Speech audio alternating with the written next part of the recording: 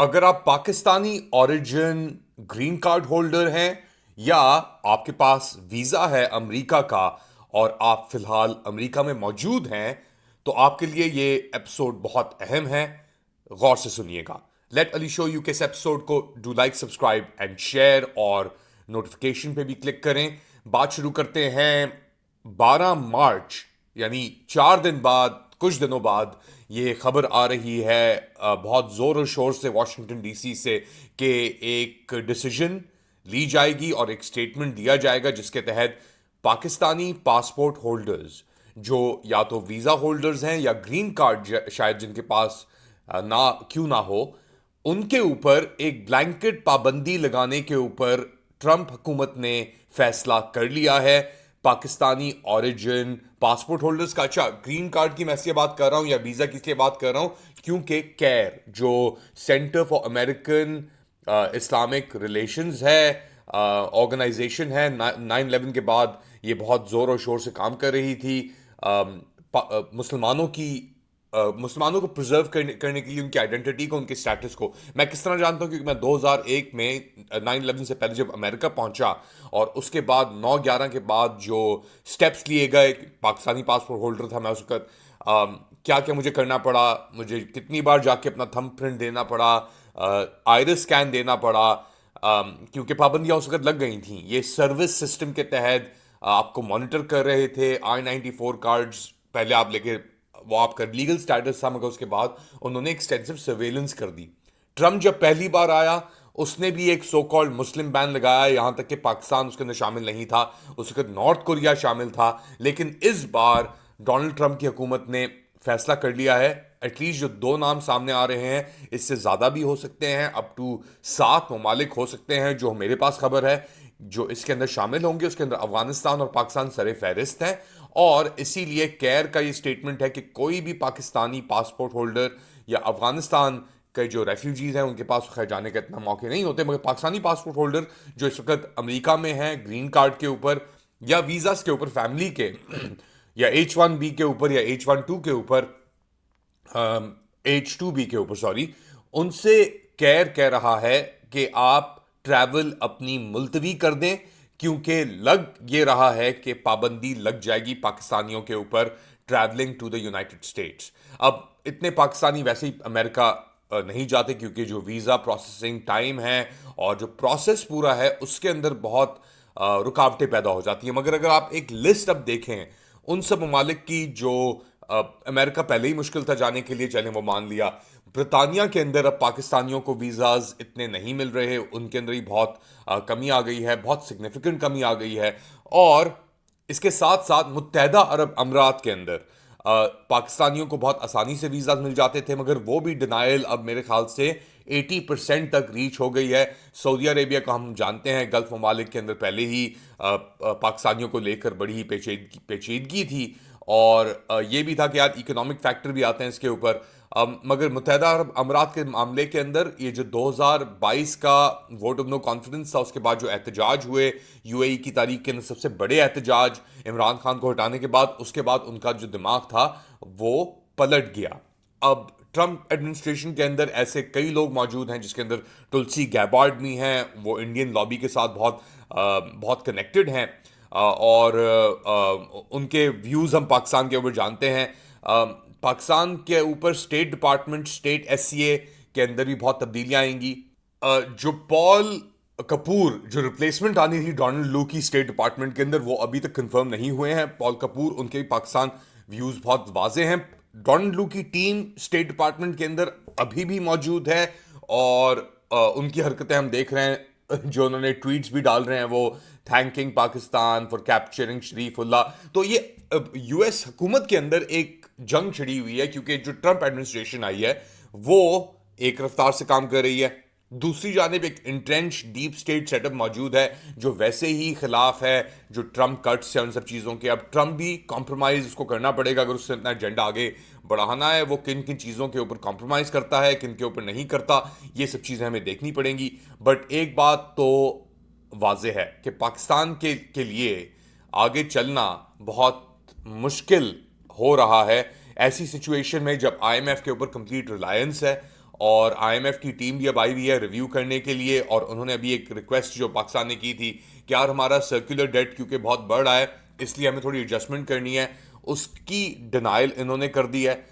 Inflation rate IMF की team कह रही है कि जी कम हुआ है, तो शायद 1 परसेंटेज पॉइंट आपका इंटरेस्ट रेट भी जो बैंक्स ऑफर करते हैं यानी 100 बीपीएस वो नीचे आ जाए। मगर फरवरी के अंदर ऑफिशियल इन्फ्लेशन 10 साल के अंदर पहली बार 1.5% के ऊपर आई है।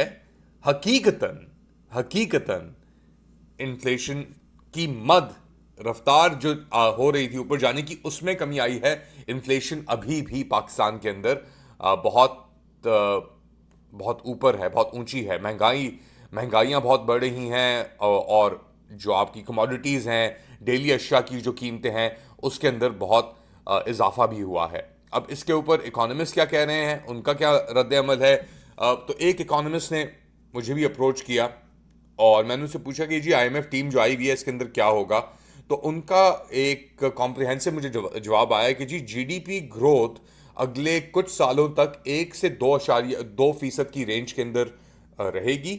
और ये बेसिकली एक स्टैग्नेशन है क्योंकि पाकिस्तान की आबादी जिस रेट से चल रही है, बढ़ रही है, उसको मीट करने के लिए आपको कम से कम 3.5% जीडीपी के अंदर इजाफा चाहिए पॉपुलेशन को मीट करने के लिए। तो 1 से 2% ग्रोथ रेट आपकी जो है इकोनॉमी की, जीडीपी की, वो एक्चुअली स्टैग्नेशन के ऊपर जाती है। अब आईएमएफ इसके ऊपर अपने गोल पोस्ट को रिड्यूस कर रहा है, चेंज कर रहा है, आउटलुक को चेंज कर रहा है। उसके तो पैसे फंसे हुए अंदर, फिलहाल फंसे हुए हैं, क्योंकि उसके ऊपर भी बड़े सवालिया निशान हैं। ट्रंप व्हाइट हाउस को लेकर वो अभी बैन लगा रहे हैं, फिर इकोनॉमिक और सैंक्शंस के ऊपर भी बात जा सकती है टेररिज्म के तहत, यानी कि पाकिस्तान को वो एक दहशतगर्द ऑरिजिन मुल्क समझते हैं, तो इसलिए उनको ये सब चीज़ें करनी पड़ रही हैं। मगर तब्दीली ऑब्वियसली एक की आएगी, चेंज आएगी ये ट्रैवल बैन के साथ पाकिस्तानियों के ऊपर, और फिर सैंक्शंस की ही बात करेगी। और कोई भी सिस्टम को चेंज नहीं करना चाह रहा, क्योंकि अगर सिस्टम खुलेगा तो फिर उसके अंदर तनकीद भी होती है, उसके अंदर बहुत सारी चीज़ें होती हैं। और ऐसी इन्वायरमेंट के अंदर जब पाकिस्तान के अंदर सबसे ज़्यादा दहशतगर्दी के वाकयात हुए हैं पिछले 10 साल के अंदर, इतने वाकयात हुए कि अब वो सिर्फ बुर्किना फासो, हमने नाम भी नहीं सुना होगा आपने इस मुल्क का, अफ्रीका, वेस्ट अफ्रीका के अंदर एक कंट्री है बुर्किना फासो। उधर मिलिट्री डिक्टेटरशिप त्राओरे की चल रही है पिछले कुछ सालों से, उसकी बैकिंग है, उसको बैक कर रहे हैं कौन कौन, यानी बेसिकली एंटी फ्रेंच फोर्सेस जो हैं बुर्किना फासो में। कि पूरा वेस्ट अफ्रीका के अंदर एक फ्रेंच इन्फ्लुएंस तो मौजूद था, कॉलोनाइजर से वो, तो वहां पे एक जंग चल रही है। बुर्किना फासो के बाद दूसरे नंबर पे पाकिस्तान है, जिसके अंदर दहशतगर्दी के वाकयात अब इतने हो चुके हैं कि बस वो शुतुरमुर्ग की बात मैं करता हूँ। तो आसिम मुनीर और इनका जो ये टोला है, काबिज टोला, ये अब एक बिल्कुल ही कोने में जाके फंस चुके हैं। इन्होंने उस कोने को कंप्लीटली ऑक्यूपाई कर लिया है, और उस कोने से इन्होंने पाकिस्तान के ऊपर एक हावी हुए हैं। मगर पाकिस्तान इस तरह चल नहीं रहा, क्योंकि पाकिस्तान की इकॉनमी कोलैप्स हो चुकी है। पाकिस्तान में दहशतगर्दी के इंसिडेंट्स जो हैं वो इतने ऊपर जा चुके हैं कि कोई पुरसाने हाल नहीं बचा। और अब निज़ाम ने एक डिस्कनेक्ट ऐसा पैदा कर दिया है जिसके अंदर TTP, BLA, ISIS Khorasan, PTM, Baloch nationalist movements, अब ये इतनी मूवमेंट शुरू हो चुकी हैं बगावत की। तो मेरा जो अंदाज़ है, मेरी रीडिंग है कि आसिम मुनीर, पंजाब आर्मी और नवाज और जरदारी टोला जो है, शरीफ और जरदारी टोला जो है काबिज, इन्होंने अपने जहन में ठान लिया है कि हमने एक ऐसी ही एक डिक्टेटरशिप चलानी है जो सिर्फ इंडस रिवर यानी सिंधु को सिक्योर करे। और इंडस रिवर की सिक्योरिटी, जो पूरा जो एक ट्रिब्यूटरी चलिए उसकी सिक्योरिटी हम कर सकते हैं। इसके इर्द गिर्द हमारा कोई ताल्लुक नहीं है, ये हमसे, हमारे हाथ से ये एरियाज जा चुके हैं, चाहे वो बलूचिस्तान हो, चाहे वो केपी हो, चाहे वो और इलाके हों सिंध के अंदर। फॉर एग्जांपल मेरे पास ये वीडियो आई है सिंध से, और एक गाड़ी है मेरे ख्याल से ट्रांसपोर्ट की, इसके अंदर लोग ट्रैवल कर रहे हैं, और इस गाड़ी के ऊपर के इर्द गिर्द डाकुओं ने हमला किया। और आप जानते हैं कि क्या सिक्योरिटी सिचुएशन है, सूरत हाल है इस वक्त पूरे मुल्क के अंदर, जो इन्होंने कबाड़ा कर दिया है। और स्पेसिफिकली ये इंसिडेंट क्या हुआ, ये सिंध डाकूज, ये जो एक ग्रुप है इनका, इन्होंने खवातीन टीचर्स को यरगमाल किया।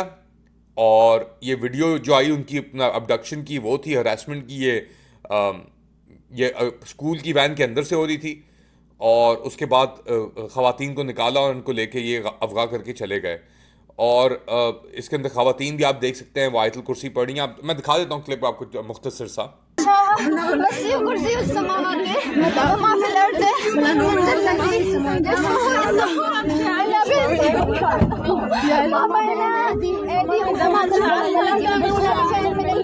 तो ये आपने देखा क्लिप। और इसके अंदर जो सिंध के अंदर तो खैर बिल्कुल लाकानूनियत है, क्योंकि सिंध को एक काबिज टोला तो चला ही रहा है, मगर डाकुओं का टोला सिंध के अंदर, जिसके अंदर जरदारी, भुट्टो और ये सब लोग मौजूद हैं, ये बेसिकली, और ये पूरी पट्टी चलती है सिंध से लेके बलूचिस्तान तक।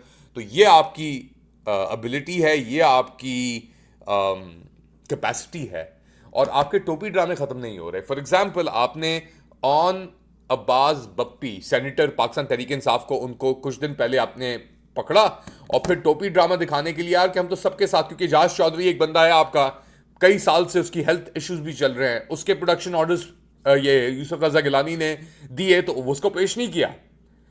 बप्पी के घर पे हमला करके दोबारा प्रोडक्शन ऑर्डर प्लेस किए गए और उसको प्रोड्यूस कर दिया गया। तो ये टोपी ड्रामे, ये सब चीजें, बंदे को एक अंदर रखना, यास्मीन राशिद, ये इस लेवल पे आ चुकी है ये चीज, ये बगावत और गुस्सा लोगों के अंदर इतना बढ़ चुका है कि इनको जब तक चीरेंगे नहीं, फाड़ेंगे नहीं लोग, तब तक उनके दिल के अंदर रसाई नहीं होगी, तब तक दिल के अंदर आराम नहीं आएगा। इन लोगों ने जो मुल्क का बेड़ा गर्क कर दिया है, अवाम का बेड़ा गर्क कर दिया है, इन लोगों के साथ उसी तरीके से बेड़ा गर्क होने वाला है। क्योंकि हम जो चीज देख रहे हैं, सही हम मुल्क से बाहर बैठे हैं, मगर हम जो देख रहे हैं मुल्क के अंदर, ये इमिनेंट कोलैप्स होने वाला है इस मुल्क का। और इमिनेंट कोलैप्स हमने तारीख के अंदर जब देखे हैं, तो जो आमिर होते हैं या ऐसे काबिज ग्रुप होते हैं, उनके पास अपने जूते पकड़ने का, अपनी चड्डियां पकड़ने का टाइम नहीं होता जब उनको बाहर घसीटा जाता है। और उनके साथ फिर जो होता है, वो फिर पूरी दुनिया के लिए एक, और पूरी दुनिया ने मेरे ख्याल से इमिनेंट कोलैप्स पाकिस्तान का एक्सेप्ट कर लिया है। इसीलिए वो जो हो रहा है वो होने दे रहे हैं, कि वो जानते हैं कि ये लोग कहीं नहीं जा रहे, ये मुल्क कहीं नहीं जा सकता। इस लेवल ऑफ डिस्कनेक्ट, डिसनेंस के साथ आप किस तरह आगे बढ़ सकते हैं? बताएं मुझे कमेंट सेक्शन के अंदर। अपना ख्याल रखें, पाकिस्तान के लिए दुआ करते रहें, इमरान खान के लिए दुआ करते रहें, क्योंकि मेरे ख्याल से अब वक्त ज़्यादा नहीं बचा इस निज़ाम को बचने के लिए। और ये जाते जाते निज़ाम जो इसने मुल्क के साथ कर दिया है और जो इसके साथ होने वाला है, अल्लाह बेहतर करे। अल्लाह हाफिज़।